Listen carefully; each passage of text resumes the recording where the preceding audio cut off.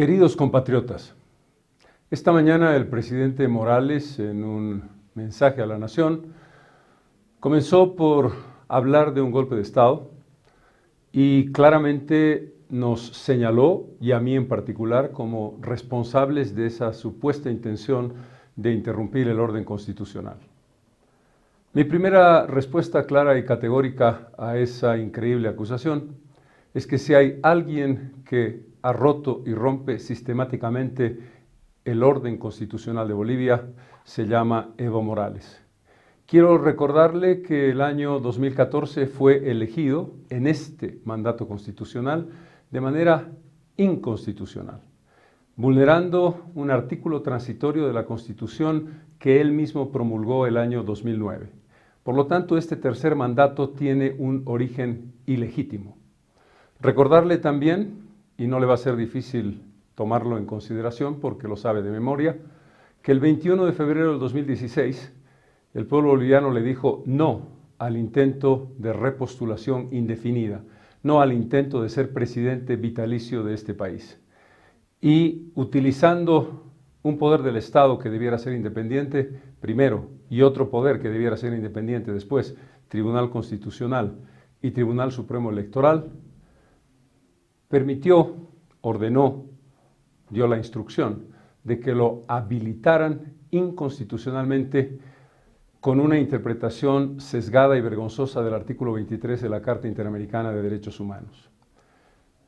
Esa respuesta del pueblo boliviano, de un no categórico a la reelección, lo ha convertido en un candidato ilegal. Y recordar que el Tribunal Supremo Electoral, a sabiendas y habiendo administrado el 21F, lo volvió a habilitar en diciembre de 2018. En consecuencia, el presidente es quien vulnera el orden constitucional y termino subrayando que controla y ordena todos los poderes del Estado. El poder ejecutivo, que es el único que legalmente puede controlar, el poder legislativo, el poder judicial y el poder electoral. En cualquier interpretación sobre qué se entiende por un golpe de Estado, parte de esa interpretación indica que quien toma el control de todos los poderes los concentra en uno solo de manera ilegítima, vulnerando la independencia y coordinación entre poderes, es protagonista de un golpe de Estado.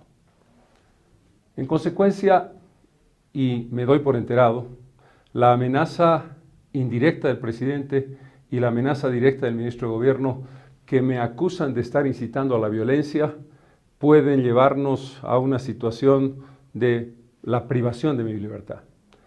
No tengo ningún tipo de reparo en seguir haciendo democrática y pacíficamente lo que tengo que hacer como el candidato que defiende la legitimidad del voto popular y como el candidato que legítimamente debe estar en una segunda vuelta para confrontarme con el señor Evo Morales.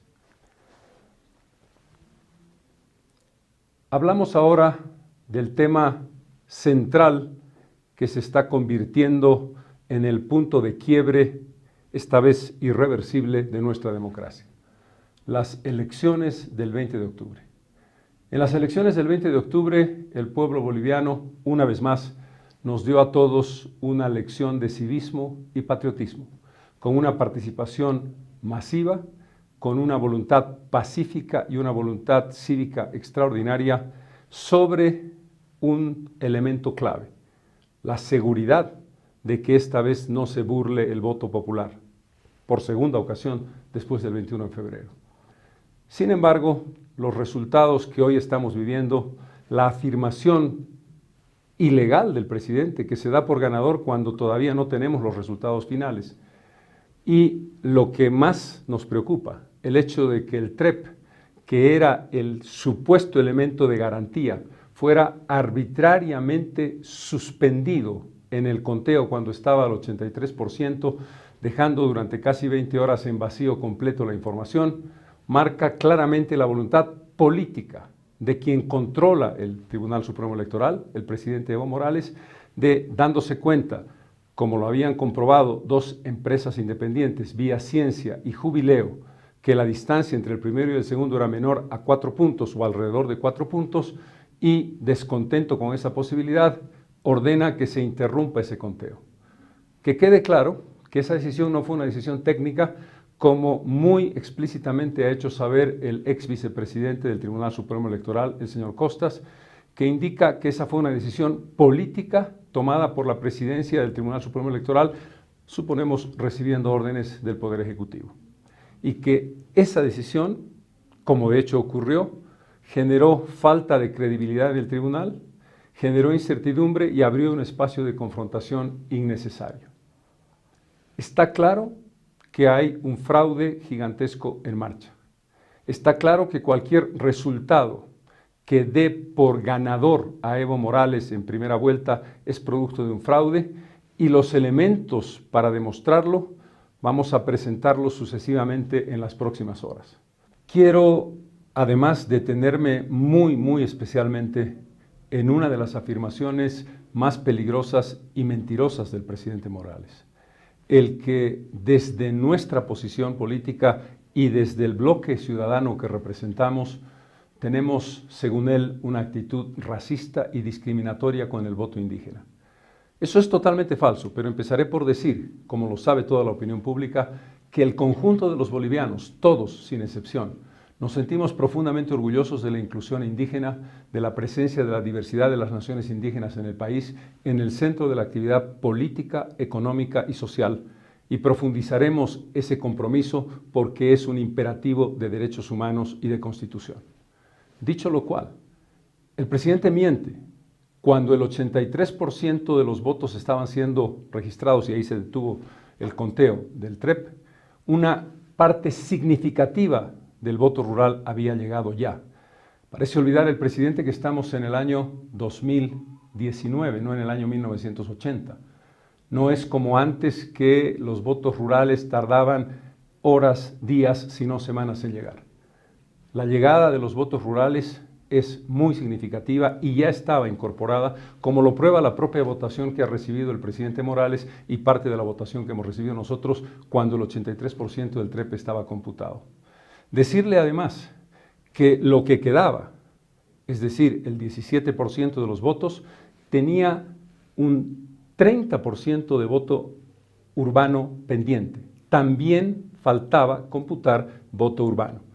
Por lo tanto, no aceptamos esa acusación, que es una forma terrible de querer dividir el país en dos mitades, una mitad indígena y una mitad no indígena, generando la potencialidad de la confrontación.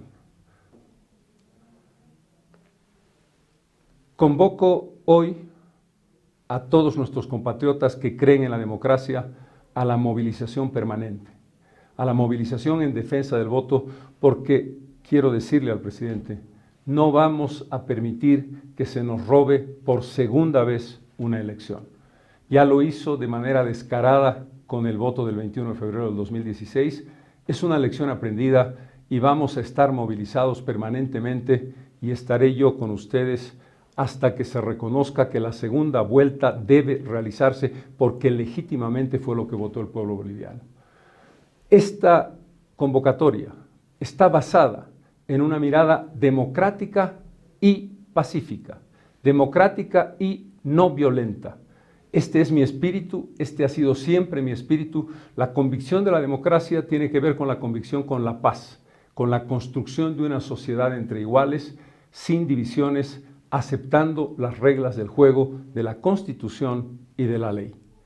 Y finalmente, desde el lugar que hoy ocupo, que es el candidato con mayor votación de la oposición, con el derecho a disputar una segunda vuelta con Evo Morales, convoco a todas las fuerzas vivas del país, a los partidos políticos, a los comités cívicos, al CONADE y a personalidades que tengan relevancia en el país, a formar un núcleo cerrado de defensa de la democracia. Y no lo hago con la intención de un liderazgo gratuito, sino por el contrario, con el reconocimiento pleno de lo que representan las instituciones, caso CONADE por ejemplo, que han construido un espacio de unidad. Hemos hablado a lo largo de estos meses de unidad y el pueblo boliviano nos la ha demandado. Creemos haber representado en comunidad ciudadana, como lo ha aprobado el voto popular, que expresamos esa idea de unidad. Pero esa idea de unidad hoy no puede tener un agujerito, no puede tener una fisura, no puede tener un disenso. Todas las bolivianas y todos los bolivianos, sin excepción alguna, que creemos en la defensa de la democracia y que vamos a defender la democracia, esto es, la realización de una segunda vuelta por voto popular, debemos estar juntos, unidos, más allá de cualquier diferencia pequeña, mediana o grande que tengamos. Esta es una convocatoria para construir un bloque de unidad de defensa democrática, que es el camino que nos ha señalado la historia para derrotar esta decisión arbitraria, autoritaria, con un tinte ya de inicio dictatorial que esta mañana nos ha hecho conocer Evo Morales Ayma.